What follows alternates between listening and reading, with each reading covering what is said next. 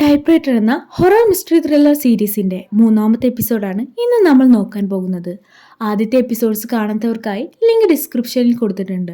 രാത്രി സാമിനെ കാണിക്കുന്നു. അവൾ ഇന്ന് രാവിലെ ഉണ്ടായ കാര്യങ്ങളെക്കുറിച്ച് ആലോചിക്കാവും. അതായത് ജെന്നി ജെയിംസിനെ കൊല്ലുന്നതും ചർച്ചിൽ വെച്ച് അവളെ അടുത്തിരുത്തിയതുമെല്ലാം. അപ്പോ ആനന്ദ് ഡ്യൂട്ടി കഴിഞ്ഞ് വീട്ടിൽ തിരിച്ചെത്തുന്നു. നാളെ ക്ലാസ്സിലെ ബുക്ക് വായിച്ചതൊക്കെ മതി, പോയി കിടക്കെന്ന് പറഞ്ഞ് ആനന്ദ് അവിടെ നിന്നും പോവാണ്. സാമും പോയി കിടക്കാൻ വേണ്ടി എഴുന്നേൽക്കാണ്. അപ്പോ പുറത്തുനിന്നും നായ്ക്കൾ കൊരക്കുന്ന ശബ്ദം കേൾക്കും. ജനാലയിലൂടെ അവൾ പുറത്തു നോക്കുമ്പോ ഗേറ്റിന് പുറത്തതാ ജെന്നി സാമിനെ നോക്കി നിൽക്കുന്നു. ഗേറ്റും തുറന്ന് ജെന്നി സാമിന്റെ അടുത്ത് വരികയാണ്. സാം, എന്റെ അടുത്ത് വായോ എന്ന് ജെന്നി സാമിനെ വിളിക്കാണ്. അത് കണ്ട് പേടിച്ച ജെന്നി അവിടെ നിന്നും പോകാൻ വേണ്ടി തിരിയുമ്പോ അതാ ജെന്നി അവളുടെ പുറകിൽ നിൽക്കുന്നു. സാമിന്റെ കഴുത്തിൽ പിടിച്ച് അവൾ പൊക്കാണ്. തൊട്ടപ്പുറത്ത് തന്നെ ബട്ടി കിടന്നുറങ്ങുന്നുണ്ട്. ബട്ടിയെ വിളിക്കാൻ വേണ്ടി സാം ശ്രമിക്കുന്നുണ്ടെങ്കിലും ശബ്ദം പുറത്തു വരുന്നില്ല. നിന്നെ അത്ര പെട്ടെന്ന് ഞാൻ വിടുന്നു വിചാരിച്ചോ? ജെന്നി സാമിന്റെ ശരീരത്തിൽ കൈ കുത്തിയിറക്കി അവളുടെ ഹൃദയം പുറത്തെടുക്കാണ്. വേദന കൊണ്ട് അലറുന്നുണ്ടെങ്കിലും സാമിന്റെ ശബ്ദം പുറത്തു വരുന്നില്ല. പെട്ടെന്ന് സാം ഞെട്ടി എഴുന്നേൽക്കാണ്. അതൊരു സ്വപ്നമായിരുന്നു. വളരെ പേടിച്ച സാം നേരെ ആനന്ദിന്റെ അടുത്തേക്ക് ഓടാണ്. ആനന്ദാണെങ്കിലോ ഇട്ട യൂണിഫോം പോലും മാറ്റാതെ ക്ഷീണത്തിൽ അങ്ങനെ കിടന്നുറങ്ങാണ്. അച്ഛനെ വിളിച്ചുണർത്തി ബുദ്ധിമുട്ടിക്കണ്ടെന്ന് വിചാരിച്ച് തിരികെ റൂമിൽ വന്ന് അമ്മയുടെ ഫോട്ടോയും കെട്ടിപ്പിടിച്ച് സാം ഉറങ്ങാണ്. അടുത്ത ദിവസം രാവിലെ ജെന്നിയുടെ വീട്ടിൽ കാണിക്കുന്നു. സ്കൂളിലേക്ക് ഇറങ്ങാൻ ലേറ്റ് ആയതിന് കുട്ടികളെയും വഴക്ക് പറഞ്ഞ് പീറ്റർ ഇറങ്ങാണ്. പോരുന്നതിന് മുമ്പേ അന്നത്തെ ദിവസത്തെ ന്യൂസ് പേപ്പർ ജെന്നിക്ക് കൊടുക്കുന്നുണ്ട്. ന്യൂസ് പേപ്പർ ചെക്ക് ചെയ്ത ജെന്നി ആകെ ഷോക്കാവാണ്. അവള് നേരെ പീറ്ററിന്റെ അടുത്ത് വന്ന് ന്യൂസ് കാണിച്ചു കൊടുക്കുകയാണ്. ജെയിംസിന്റെ മരണത്തെ കുറിച്ചായിരുന്നു ന്യൂസ്. പീറ്റർ, ഇയാളെ ഞാൻ കണ്ടിട്ടുണ്ട്. ചർച്ചിലേക്ക് പോകുന്നതിന് മുമ്പേ ഇയാൾ എന്നോട് സംസാരിക്കാൻ ശ്രമിച്ചിരുന്നു. ഇപ്പൊ അത് അയാൾ മരണപ്പെട്ടിരിക്കുന്നു. അത് കൊള്ളാലോ, നിന്നോട് സംസാരിക്കാൻ ശ്രമിച്ചവരൊക്കെ മരിക്കാണല്ലോ. ഇനി ചിലപ്പോ ഞാനും മരണപ്പെട്ടേക്കാം. പീറ്റർ, ഒന്ന് നിർത്ത്, ഞാൻ സീരിയസ് ആയിട്ടാ പറയുന്നേ. ഇയാൾ എന്നോട് എന്തോ വളരെ ഇമ്പോർട്ടന്റ് ആയ ഒരു കാര്യം പറയാൻ ശ്രമിക്കായിരുന്നു. ജെന്നി, ഒന്ന് നിർത്ത്. എനിക്ക് പോയിട്ട് ഒരുപാട് അർജന്റായ വർക്ക്സ് ചെയ്യാനുണ്ട്. ഞാൻ ഓഫീസിൽ എത്തിയിട്ട് ഫ്രീ ആവുമ്പോ നിന്നെ വിളിക്കാം എന്ന് പറഞ്ഞ് പീറ്റർ കുട്ടികളെയും കൂട്ടി അവിടെ നിന്ന് പോകുന്നു. അടുത്ത സീനിൽ ആനന്ദിനെ കാണിക്കുന്നു. അവൻ മോർച്ചറിയില് ജെയിംസിന്റെ മരണത്തെ കുറിച്ചിട്ടുള്ള ഡീറ്റെയിൽസ് വാങ്ങാൻ വന്നിരിക്കാവും. ഡോക്ടർ ജെയിംസിന്റെ ഹാർട്ട് കാണിച്ചു കൊടുക്കാണ്. മറിയയുടെ അതേപോലെ തന്നെ ഇതും വളരെ ഡ്രൈ ആയിരുന്നു. ചിലപ്പോ നമ്മൾ കേട്ടിട്ടില്ലാത്ത ഏതെങ്കിലും പുതിയ തരത്തിലുള്ള ഹാർട്ട് അറ്റാക്ക് ആയിരിക്കും ഇതെന്ന് ഡോക്ടർ പറയുന്നു. റിപ്പോർട്ടും വാങ്ങി ആനന്ദ് ഹോസ്പിറ്റലിൽ നിന്ന് പുറത്തു വരാണ്. അവിടെ സെൽവി നിൽക്കുന്നുണ്ടാവും. ജോർജ് മരിക്കുന്നതിന് മുമ്പ് ജോർജ് അല്ല, ജെയിംസ് മരിക്കുന്നതിന് മുമ്പേ ലാസ്റ്റ് ആയിട്ട് സംസാരിച്ചത് ജെന്നിയോടാണ്. അവര് സംസാരിക്കുന്നത് കണ്ടവരുണ്ട്. മറിയയുടെ മെമ്മോറിയൽ സർവീസ് നടക്കുന്ന ദിവസം ചർച്ചിന് മുന്നിൽ വെച്ചാണ് അവർ ലാസ്റ്റ് സംസാരിച്ചത്. ശേഷം ജെന്നി പള്ളിയിലോട്ടും പോയി. ജെയിംസ് അവിടെ നിന്നും പോയി നേരെ മരണപ്പെടുകയും ചെയ്തു. അങ്ങനെയാണെങ്കിൽ ജെന്നി അയാളൊന്നും ചെയ്തിട്ടുണ്ടാവില്ലല്ലോ. ഉണ്ടാവില്ലായിരിക്കാം. എന്തായാലും ജെന്നിയുടെ പേര് കേൾക്കുമ്പോൾ നിന്റെ മുഖം ഒന്ന് തുടുക്കുന്നത് ഞാൻ ശ്രദ്ധിക്കുന്നുണ്ട് കേട്ടോ. ഒന്ന് പോടാ. അടുത്ത സീനിൽ കുട്ടികളെ ക്ലാസ് കാണിക്കുന്നു. അമിത് റോയ് ക്ലാസ് എടുത്തോണ്ടിരിക്കാവും. അപ്പോ സാം എഴുന്നേറ്റ് അവരുടെ കയ്യിലുള്ള ഒരു ലെറ്റർ അമിത് റോയ്ക്ക് കൊടുക്കാണ്. അതില് അവൾക്ക് ഇന്ന് ഒരു ഡോക്ടറിന്റെ അപ്പോയിന്റ്മെന്റ് ഉണ്ടെന്ന് പറഞ്ഞുകൊണ്ടുള്ള ആനന്ദിന്റെ ലെറ്റർ ആയിരിക്കും. ബട്ട് ആക്ച്വലി ആ ലെറ്റർ എഴുതിയത് സാം തന്നെ ആയിരിക്കും. ആനന്ദിന് ഇതിനെ കുറിച്ച് ഒരു ഐഡിയ ഉണ്ടാവില്ല. സോ അപ്പോയിന്റ്മെന്റ് ഉണ്ടെന്ന് കള്ളം പറഞ്ഞ് സാം നേരെ ചെല്ലുന്നത് ബാർഡസ് വില്ലയിലേക്കാണ്. അവള് ജെന്നിയെ ചെന്ന് മീറ്റ് ചെയ്യാണ്. ഈ നേരത്ത് സാമിനെ അവിടെ കണ്ട അവൾ ആകെ കൺഫ്യൂസ്ഡ് ആവുന്നുണ്ട്.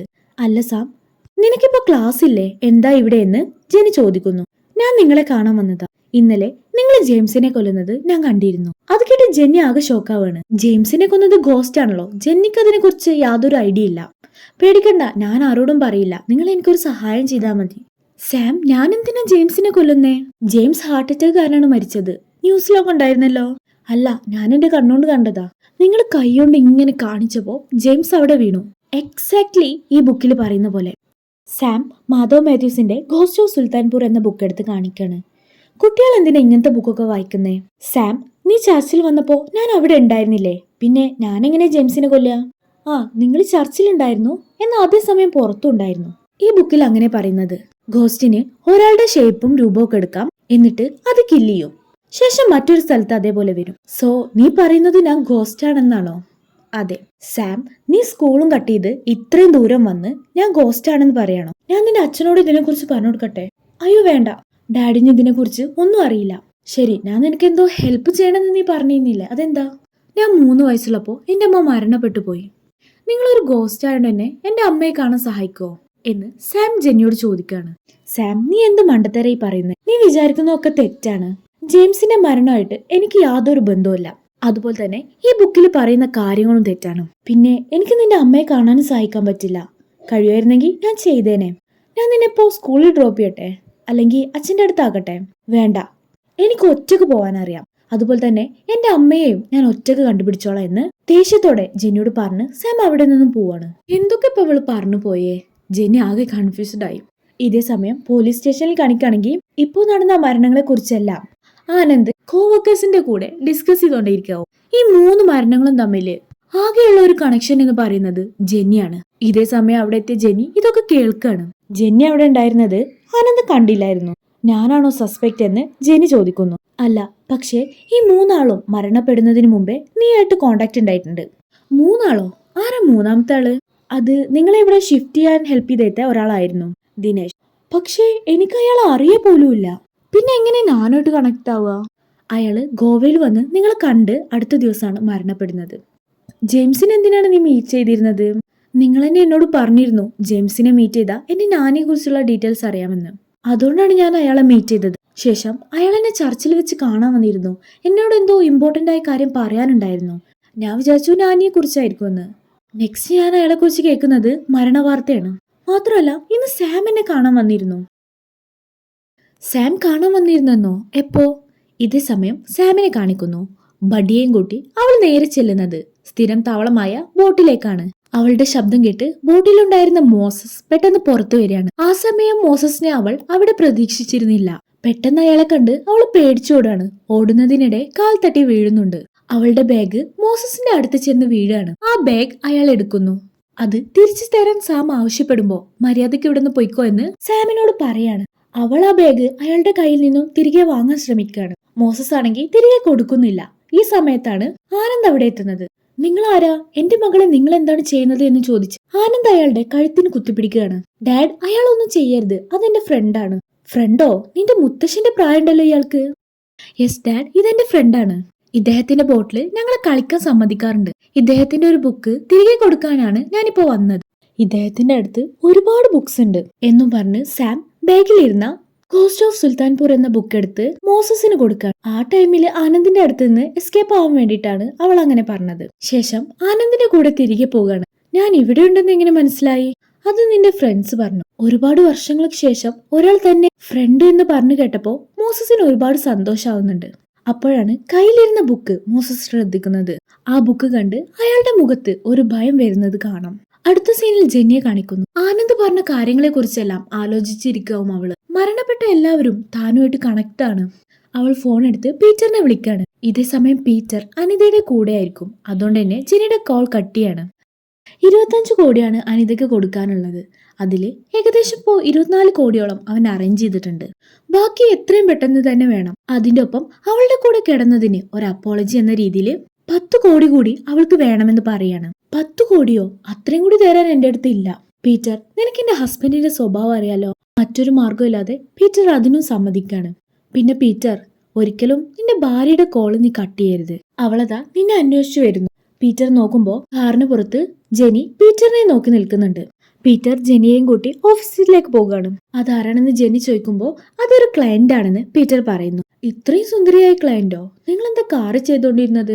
ഇങ്ങനത്തെ സ്റ്റുപ്പിഡ് ക്വസ്റ്റ്യൻസ് ഒന്ന് നിർത്തോ. നീ എന്തിനാ വന്നത്? ജെന്നി ആനന്ദിനെ മീറ്റ് ചെയ്ത കാര്യങ്ങളെല്ലാം പറയാണ്. ആനന്ദ് പറയുന്നത് ശരിയാണ്. എന്നോട് സംസാരിച്ച ശേഷമാണ് അവരെല്ലാവരും മരണപ്പെടുന്നത്. സോ ഞാനും മേ ബി ഒരു സസ്പെക്ട് ആയിരിക്കാം. ബാർഡസിലേക്ക് തിരികെ വന്നത് ഒരു തെറ്റായ തീരുമാനമാണെന്നാണ് എനിക്കിപ്പോ തോന്നുന്നത്. കമോൺ ജെനി, ബാർഡസിൽ വന്നത് ഒരിക്കലും തെറ്റായ ഒരു തീരുമാനമല്ല. എനിക്ക് മരണപ്പെട്ട 10 പേരെ അറിയാം എന്ന് വെച്ച് ഈ 10 പേരും കൊന്നത് ഞാനാണെന്നാണോ? നീ വെറുതെ ചിന്തിച്ചു കൂട്ടുന്നതാണ്. അവരുടെ മരണത്തിനും നിനക്കും തമ്മിൽ ഒരു ബന്ധമില്ല എന്നൊക്കെ പറഞ്ഞ് പീറ്റർ ജെന്നി സമാധാനിപ്പിക്കാണ്. അതെല്ലാം കേൾക്കുമ്പോൾ അവൾക്ക് ആശ്വാസമാവുന്നുണ്ട്. ഞാൻ എന്റെ നാനിയെ മീറ്റ് ചെയ്യാൻ വേണ്ടി പാലോലിമിലേക്ക് പോവാണ് എന്ന് ജെന്നി പീറ്ററിനോട് പറയുന്നു. അടുത്ത സീനിൽ സാമിനെയും ആനന്ദിനെയും കാണിക്കുന്നു. ഡോക്ടറുടെ അപ്പോയിന്റ്മെന്റ് ഉണ്ടെന്നും പറഞ്ഞ് സ്കൂളിൽ കാണിച്ച ആ ഫേക്ക് ലെറ്റർ ആനന്ദ് സാമിന്റെ കയ്യിൽ നിന്നും വാങ്ങിച്ചു നോക്കാണ്. എന്റെ സൈൻ എന്നേക്കായി നന്നായി നീ ഇട്ടിട്ടുണ്ടല്ലോ. ഒന്നുമില്ലെങ്കിലും നിന്റെ അച്ഛനൊരു പോലീസല്ലേ, ഇങ്ങനെ കള്ളത്തരം കാണിക്കാൻ പറ്റുമോ? നീ ജെനിയെ മീറ്റ് ചെയ്യാൻ വേണ്ടി ഇങ്ങനെ ഒരു ഫേക്ക് ലെറ്റർ ഉപയോഗിച്ചു അല്ലേ? ഡാഡിനതെങ്ങനെ അറിയാം? അതൊക്കെ ഞാൻ കണ്ടുപിടിച്ചു. ജെനി ജെയിംസിനെ കൊല്ലുന്നത് നീ നേരിട്ട് കണ്ടെന്ന് അവളോട് പറഞ്ഞോ? എന്തിനാ അങ്ങനെ പറഞ്ഞത്? കാരണം ജെനി ജെയിംസിനെ കൊല്ലുന്നത് ഞാൻ നേരിട്ട് കണ്ടു. ആ സ്ഥലം എവിടെയാണെന്ന് നിനക്ക് കാണിച്ചു തരാൻ പറ്റുമോ? സോ ജെനി ജെയിംസിനെ കൊന്ന സ്ഥലം സാം കൃത്യമായിട്ട് ആനന്ദിനെ കാണിച്ചു കൊടുക്കാണ്. ആ സമയം നീ എവിടെയായിരുന്നു? അതാ ആ മരത്തിന് പുറകിൽ. ഒരേ സമയം എങ്ങനെയാ ജെനിക്ക് ചർച്ചിലും ഇവിടെയും നിൽക്കാൻ കഴിയുന്നത്? ഇത് ഇമ്പോസിബിൾ ആണല്ലോ. കാരണം ഡാഡ്, ഇവിടെ ഉണ്ടായിരുന്നത് ഗോസ്റ്റ് ആയിരുന്നു. അല്ല, നീയല്ലേ എന്നോട് പറഞ്ഞിട്ടുള്ളത് ഗോസ്റ്റിന് പകൽ വെളിച്ചത്തിൽ പുറത്തിറങ്ങാൻ പറ്റില്ലെന്ന്? ഈ ഗോസ്റ്റിന് അത് കഴിയും. കാരണം ഇത് ഗോസ്റ്റ് ഓഫ് സുൽത്താൻപൂർ ആണ്. ഇതിനെ കുറിച്ചൊന്നും എന്താ നീ എന്നോട് നേരത്തെ പറയാതിരുന്നത്? നിനക്ക് ജെനിയുമായി ഒരു ഡീൽ ഉണ്ടാക്കാൻ വേണ്ടിയല്ലേ എന്റെ അടുത്ത് നീ ഇതെല്ലാം മറച്ചു വെച്ചത്? അതെ, ജെനി ഒരു ഗോസ്റ്റ് ആണെങ്കിൽ അവർക്ക് എന്നെ അമ്മയുടെ അടുത്ത് കൊണ്ടുപോകാൻ പറ്റും. സാം, എനിക്കറിയാം നീ അമ്മയെ ഒരുപാട് മിസ് ചെയ്യുന്നുണ്ട്. ഞാനും അവളെ മിസ് ചെയ്യുന്നുണ്ട്. അവള് തിരിച്ചു വരാൻ നിന്നെ പോലെ തന്നെ എനിക്കും ഒരുപാട് ആഗ്രഹമുണ്ട്. പക്ഷെ സത്യം നമ്മൾ അക്സെപ്റ്റ് ചെയ്യണം. മരിച്ചവരാരും ഒരിക്കലും തിരിച്ചു വരാൻ പോണില്ല. മരിക്കുന്നത് വരെ അവര് നമ്മുടെ മനസ്സിൽ ജീവിക്കും. ഒരാളുടെ വീട്ടിൽ പോയി അയാള് പ്രേതാണ്, കൊലപാതകിയാണ് എന്നൊക്കെ പറയുന്നത് വളരെ മോശമാണ്. നിന്നോടുള്ള കൺസേൺ കാരണമാണ് ജെന്നി കാര്യങ്ങളെല്ലാം എന്നോട് വന്ന് പറഞ്ഞത്. സോ നീ അവളോട് സോറി പറയണമെന്ന് ആനന്ദ് സാമിനെ നിർബന്ധിക്കുകയാണ്. ആനന്ദിന്റെ നിർബന്ധപ്രകാരം സാം ജെന്നിയെ മീറ്റ് ചെയ്യാണ്. ജെന്നിയോട് സാം സോറി പറയാണ്. സാരല്ല സാം, ഞാനും നിന്നെ പോലെ തന്നെയാണ്. എനിക്കും എന്റെ അമ്മയെ കുറിച്ച് കൂടുതലായൊന്നും ഓർമ്മയില്ല. അമ്മയെ വീണ്ടും കാണാൻ എനിക്കും ഒരുപാട് ആഗ്രഹമുണ്ട്. പക്ഷേ അതൊരിക്കലും നടക്കില്ലല്ലോ. എന്റെ മുത്തശ്ശൻ എന്നോട് പറയായിരുന്നു പ്രേതങ്ങളൊന്നും ഇല്ലാന്ന്. പക്ഷേ പ്രേതങ്ങൾ ഉണ്ടെന്ന് വിശ്വസിക്കാനാണ് ജനങ്ങൾക്കിഷ്ടം. അതുകൊണ്ടാണ് അദ്ദേഹം ആ ബുക്ക് എഴുതിയത്. ജനങ്ങൾ എന്തിനാ പ്രേതങ്ങളെ വിശ്വസിക്കുന്നത്? കാരണം ഒരു പക്ഷേ മരണത്തിന് ശേഷം മറ്റൊരു ജീവിതം ഉണ്ടെന്നുള്ള പ്രതീക്ഷ അവർക്കുണ്ടായിരിക്കാം.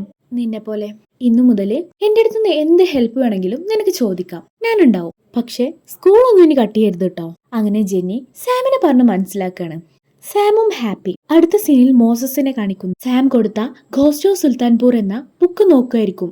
പാസ്റ്റിൽ നടന്ന ഒരുപാട് കാര്യങ്ങൾ അപ്പോ മോസസിന് ഓർമ്മയിലോട്ട് വരികയാണ്. ഒന്നും വ്യക്തമായി പറയുന്നില്ല, എന്നാലും എന്തൊക്കെയോ മിസ്റ്ററി അവരുടെ പാസ്റ്റിൽ സംഭവിച്ചിട്ടുണ്ട്. ഇനി കഥ നേരെ പാസ്റ്റിലോട്ട് പോകുന്നു. ഇവിടെ നിന്നാണ് എല്ലാത്തിന്റെയും തുടക്കം. വർഷം 1950. സുൽത്താൻപൂർ എന്ന ഗ്രാമം.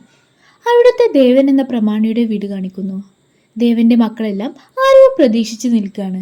അപ്പോൾ അവിടേക്ക് ചാരു എന്നൊരു സ്ത്രീ വരുന്നു. അവരുടെ മകനും കൂടെ ഉണ്ടായിരുന്നു. ചാരുവിനെ ആയിരുന്നു അവർ ഇത്രയും നേരമായി കാത്തിരുന്നത്. ചാരുവിന് ഒരുപാട് പവേഴ്സ് ഉണ്ടായിരുന്നു. പവേഴ്സ് എന്ന് പറഞ്ഞാൽ അത് വഴിയെ കാണാം. ചാരുവിനെ കണ്ടതും അവർക്ക് ആശ്വാസമാണ്. ദേവൻ ഇപ്പോൾ എങ്ങനെയുണ്ട് എന്ന് ചാരു അവരോട് അന്വേഷിക്കുന്നു. അച്ഛന് തീരെ വയ്യ, എന്നാ മരുന്നൊന്നും കഴിക്കുന്നുമില്ല. ചാരു ആന്റിയെ കൊണ്ട് മാത്രമേ അച്ഛനെ ഭേദമാക്കാൻ കഴിയൂ എന്നാണ് പറയുന്നത്. മറ്റാരെയും കാണാൻ അച്ഛൻ സമ്മതിക്കുന്നില്ല. അച്ഛനെ ഈ അവസ്ഥയിൽ കാണാൻ വയ്യ. എങ്ങനെയെങ്കിലും ആ മരുന്നൊന്ന് കഴിപ്പിക്കണം. ചാരു ആന്റി പറഞ്ഞ അച്ഛൻ കേൾക്കുമെന്ന് അവർ പറയാണ്. ഞാൻ ശ്രമിക്കാം മോനെ എന്നും പറഞ്ഞ് ചാരു നേരെ ദേവനെ കാണാൻ ചെല്ലാണ്. ദേവന്റെ അവസ്ഥ വളരെ മോശമായിരുന്നു. മകനോട് വാതിലിന്റെ അവിടെ തന്നെ നിന്നോളം പറഞ്ഞ് ചാരു ദേവന്റെ അടുത്ത് ചെന്നിരിക്കുകയാണ്. ചാരുവിനെ കണ്ടതും ദേവൻ ഒരുപാട് സന്തോഷിക്കുകയാണ്. ഞാൻ നിനക്ക് വേണ്ടിയായിരുന്നു കാത്തിരുന്നത്. നീ വരുമെന്ന് എനിക്കറിയാമായിരുന്നു. എന്തിനാണ് ഇങ്ങനെ വാശി പിടിക്കുന്നത്? മക്കൾ പറയുന്നതൊന്നും തീരെ കേൾക്കുന്നില്ല അല്ലേ? മരുന്നൊന്നും കഴിക്കുന്നില്ലെന്ന് അവര് പറഞ്ഞല്ലോ. ചാരു മയത്തില് ദേവനെ ശകാരിക്കാണ്. രണ്ടാളുടെ മുഖത്ത് ഒരു സ്നേഹം കാണാം. ഞാൻ എന്റെ എല്ലാ സ്വത്തുക്കളും മകൾ പിങ്കിയുടെ പേരിലാണ് എഴുതി വെച്ചിരിക്കുന്നത്. അത് ആൺമക്കൾക്കൊട്ടും ഇഷ്ടായിട്ടില്ല. എന്നെ കൊണ്ട് ആ സ്വത്തുക്കളെല്ലാം അവരുടെ പേരിൽ മാറ്റി എഴുതിക്കാനാണ് സ്വാർത്ഥരായി അവർ ശ്രമിക്കുന്നത്. അതിനുവേണ്ടിയാണ് അവരെന്റെ ആരോഗ്യനില മെച്ചപ്പെടുത്താൻ ശ്രമിക്കുന്നതെന്ന് ദേവൻ ചാരുവിനോട് പറയുന്നു. എന്നെ എന്തിനാ വിളിപ്പിച്ചതെന്ന് ചാരു ചോദിക്കുന്നു. വളരെ പ്രയാസത്തോടെ ദേവൻ അതിന് മറുപടി നൽകാണ്. ചാരു, നീ എന്നെ സ്വതന്ത്രനാക്കണം. അത് കേട്ടതും ചാരു ഷോക്കാവാണ്. എന്നെ കൊണ്ട് അത് ചെയ്യാൻ സാധിക്കില്ല എന്ന് ചാരു പറയുന്നു. എനിക്കറിയാം നിന്നെ കൊണ്ട് അത് കഴിയുമെന്ന് ഞാൻ കണ്ടിട്ടുണ്ട്. ദയവായി എന്നെ സ്വതന്ത്രനാക്കണമെന്ന് പറഞ്ഞ് ദേവൻ കരഞ്ഞുകൊണ്ട് യാചിക്കാണ്. ഒരുപാട് വിഷമത്തോടെ ചാരു അതിന് സമ്മതിക്കാണ്. ദേവന്റെ ഹൃദയത്തിന്മേൽ കൈവച്ച് അവൾ പതുക്കെ തടവാണ്. ദേവനും പതിയെ കണ്ണടക്കുന്നു. റൂമിൽ നിന്നും ഇറങ്ങാൻ നേരം ചാരു തിരിഞ്ഞു നോക്കുന്നുണ്ട്. അപ്പോ ദേവന്റെ ആത്മാവ് അവിടെ നിന്ന് അവളോട് നന്ദി പറയുന്നുണ്ടാവും. മകൻ നോക്കുമ്പോൾ അവിടെ ഒന്നും കാണുന്നുമില്ല. ഒരു പുഞ്ചിരിയോടെ ചാരു അവിടെ നിന്നും പോരാണ്. വീട്ടിലേക്ക് തിരികെ നടക്കുമ്പോൾ മകൻ ചാരുവിനോട് ചോദിക്കാണ്, അമ്മ ഇന്ന് അവിടെ എന്താ ചെയ്തത്? എല്ലാ തവണയും അമ്മ ഒരാളെ തടവുമ്പോൾ അയാൾ പതിയെ ഉറങ്ങുന്നത് കാണാം. അതെന്താ അങ്ങനെ? ഞാൻ ആളുകളെ സഹായിക്കാണ് മോനെ. എനിക്കും ആൾക്കാരെ സഹായിക്കണം. മോൻ വളർന്നു വലുതാവുമ്പോ മോൻക്കും ഇതുപോലെ ആൾക്കാരെ സഹായിക്കാൻ പറ്റും. അമ്മക്ക് ഇപ്പോൾ ഉള്ള പവേഴ്സ് നല്ലതിനു വേണ്ടിയും ചീത്തതിനു വേണ്ടി ഉപയോഗിക്കാൻ പറ്റും. അത് ചീത്ത കൈകളിൽ എത്തിക്കഴിഞ്ഞാൽ വളരെ ഡേഞ്ചറസ് ആണ്. അതുകൊണ്ട് തന്നെ നല്ലയും ചീത്തയും തിരിച്ചറിയാൻ പറ്റുന്ന പ്രായം എത്തുമ്പോൾ അമ്മയുടെ പവേഴ്സ് അമ്മ അമ്മ മോൻക്കും തരാന്ന് ചാരു പറയാണ്. അടുത്ത സീനിൽ ചാരുവിന്റെ വീട്ടിൽ കാണിക്കാണ്. ദേവന്റെ മക്കള് പോലീസിനെയും ആൾക്കാരെല്ലാം കൂട്ടിയിട്ട് ചാരുവിന്റെ വീടിന് മുമ്പിൽ വന്ന് നിൽക്കാവും. എന്തു പറ്റിയെന്ന് ചാരു കാര്യം അന്വേഷിക്കാണ്. വളരെ മോശമായ രീതിയിൽ അവര് ചാരുവിനെ ചീത്ത വിളിക്കാണ്. ദുർമന്ത്രവാദിനി എന്നും വൃത്തികെട്ട സ്ത്രീ എന്നൊക്കെ ചാരുവിനെ അവര് ചേർത്ത് വിളിക്കാണ്. കുറച്ചു മുമ്പ് വരെ സ്നേഹത്തോടെ സംസാരിച്ചിരുന്നവര് ഇത്രയും മോശമായി തന്നോട് സംസാരിക്കുന്നത് കേട്ട് ചാരു ആകെ ഷോക്കാവാണ്. എത്ര വിശ്വാസത്തോടെയാണ് ഞങ്ങള് നിങ്ങളെ അച്ഛന്റെ അടുത്തേക്ക് പറഞ്ഞയച്ചത്. അച്ഛന്റെ മുമ്പിൽ എന്ത് ബ്ലാക്ക് മാജിക് ആണ് നിങ്ങൾ ചെയ്തത്? അച്ഛന്റെ പുതിയ വിൽപത്രത്തിൽ എല്ലാ സ്വത്തുക്കളും നിങ്ങളുടെ പേരിൽ എഴുതി വെച്ചിരിക്കുന്നു. എന്ത്, എന്റെ പേരിൽ എഴുതി വെച്ചെന്നോ? എല്ലാ സ്വത്തുക്കളും പിങ്കിയുടെ, അതായത് മകളുടെ പേരിൽ എഴുതി വെച്ചു എന്നാണ് ദേവൻ എന്നോട് പറഞ്ഞത്. ഓ, അപ്പൊ നിങ്ങൾ അച്ഛനോട് സ്വത്തിനെ കുറിച്ചെല്ലാം സംസാരിച്ചിട്ടുണ്ട് അല്ലേ? സാർ, ഈ ദുർമന്ത്രവാദിയായ സ്ത്രീയെ ഇപ്പൊ തന്നെ അറസ്റ്റ് ചെയ്യണം, അല്ലെങ്കിൽ ഞാൻ അവരെ കൊല്ലുമെന്ന് ദേവന്റെ മകൻ പറയാണ്. മാഡം, നിങ്ങൾക്ക് ഇതിനെ കുറിച്ച് എന്താണ് പറയാനുള്ളതെന്ന് പോലീസ് ചാരുവിനോട് ചോദിക്കാണ്. എനിക്ക് ഇതിനെ കുറിച്ച് ഒന്നും അറിയില്ല. ഞാനും എന്റെ മകനും ഈ കുഞ്ഞു ജീവിതത്തിൽ ഹാപ്പിയാണ്. ഞങ്ങൾക്ക് ഇവരുടെ സ്വത്തോ പണമോ ഒന്നും വേണ്ട. എന്റെ പേരിൽ എഴുതി വെച്ചതെല്ലാം അവർക്ക് തന്നെ തിരിച്ചു നൽകാമെന്ന് ചാരു പറയാം. മാഡം, അതൊരു ലീഗൽ പ്രൊസീജിയർ ആണ്. അതിനെക്കുറിച്ച് നമുക്ക് പിന്നീട് സംസാരിക്കാം. ഇപ്പോൾ തിരിച്ചു പോകാമെന്ന് പോലീസ് ഇൻസ്പെക്ടർ അവരോട് പറയാണ്. അത് കേട്ട് ദേവന്റെ മക്കൾ ആകെ ദേഷ്യപ്പെടാണ്. അങ്ങനെ അങ്ങ് പോയാലെങ്ങനെ? അവര് വായ തോന്നിയതൊക്കെ ചാരുവിനെ വിളിക്കാണ്. ഇൻസ്പെക്ടർ അവരെ കാര്യങ്ങൾ പറഞ്ഞ് മനസ്സിലാക്കി തിരികെ കൊണ്ടുപോകാണ്. പോകുന്നതിന് മുമ്പേ ചാരുവിനെ ഒരുപാട് ചീത്ത വിളിച്ച് ഭീഷണിപ്പെടുത്തിയിട്ടാണ് അവര് പോകുന്നത്. ഇതെല്ലാം കണ്ട് പേടിച്ചു നിന്നിരുന്ന മോൻ, അമ്മേ, അവര് നമ്മൾ എന്തെങ്കിലും ചെയ്യോ എന്ന് ചാരുവിനോട് ചോദിക്കാൻ. ഇല്ല മോനെ, ഞാൻ ജീവിച്ചിരിക്കുന്നിടത്തോളം കാലം അവരൊന്നും ചെയ്യില്ല എന്ന് ചാരു പറയാണ്. ഒരു ദിവസം ചാരുവിന്റെ മകൻ, അവന്റെ പേര് ബാലി എന്നാണ്, ബാലി സ്കൂൾ വിട്ടു വരുമ്പോ ദേവന്റെ മക്കള് അവനെ ബലം പ്രയോഗിച്ച് പിടിക്കുകയാണ്. ആ ചെറിയ കുട്ടിയുടെ മുഖത്തടിക്കുന്നു, ചീത്ത വിളിക്കുന്നു ഒക്കെ ഉണ്ട്. ബലം പ്രയോഗിച്ച് അവനെ പിടിച്ചുകൊണ്ടുപോയി ഫക്കീർ എന്ന് അവന്റെ കയ്യിൽ പച്ച കുത്തിക്കാണ്. ഫക്കീർ എന്നാൽ യാചകയുടെ മകൻ. അവരുടെ ദേഷ്യം അങ്ങനെ ആ കുട്ടിയുടെ മേലിൽ തീർക്കുകയാണ്. വേദന കാരണം ആ കുട്ടി അമ്മയെ വിളിച്ച് ഉറക്കെ കരയുന്നുണ്ട്. എന്നാൽ അവർ ഒട്ടും മനസാക്ഷി കാണിക്കുന്നില്ല. ഈ കാര്യം അറിഞ്ഞ ചാരു ബാലിയം കൂട്ടി ദേവന്റെ മക്കളെ ചെന്ന് കാണാണ്. എന്ത് ധൈര്യമുണ്ട് നിങ്ങൾക്ക് എന്റെ മകന്റെ കയ്യിൽ ഇങ്ങനെ ചെയ്യാനെന്ന് ദേഷ്യത്തോടെ അവരോട് ചോദിക്കാണ്. എന്നാൽ അവിടെ വെച്ച് അവര് വീണ്ടും ചാരുവിനെ മോശ രീതിയിൽ സംസാരിക്കാണ്. മാത്രല്ല ബാലിയെയും ചാരുവിനെയും അവര് തല്ലി നിലത്തിടാണ്. അതുകൊണ്ടും മതിയാവാതെ വടിയെടുത്ത് ചാരുവിനെ അടിക്കാൻ വരികയാണ്. എന്നാൽ പെട്ടെന്ന് അയാൾക്ക് അനങ്ങാൻ കഴിയുന്നില്ല. ചാരു അയാൾക്ക് നേരെ കൈ നീട്ടാണ്. പെട്ടെന്ന് ഹൃദയവേദന വന്ന് കണ്ണിൽ നിന്നും വായിൽ നിന്നും മൂക്കിൽ നിന്നെല്ലാം ബ്ലഡ് വന്ന് ഹൃദയാഘാതം മൂലം അയാൾ അവിടെ മരിച്ചു വീഴാണ്. ഇത് കണ്ട് മറ്റു രണ്ടു മക്കളും ഷോക്കാവാണ്. ചാരു ബാലിയെയും കൂട്ടി അവിടെ നിന്നും പെട്ടെന്ന് തന്നെ പോവാണ്. വീട്ടിലെത്തി ചാരു തന്റെയും മകന്റെയും സാധനങ്ങളെല്ലാം പെട്ടെന്ന് തന്നെ പാക്ക് ചെയ്യാണ്. നീ ഒരിക്കലും അത് കാണാൻ പാടില്ലായിരുന്നു. ഞാൻ എല്ലാവർക്കും നല്ലത് ചെയ്യണമെന്നാണ് ആഗ്രഹിച്ചത്.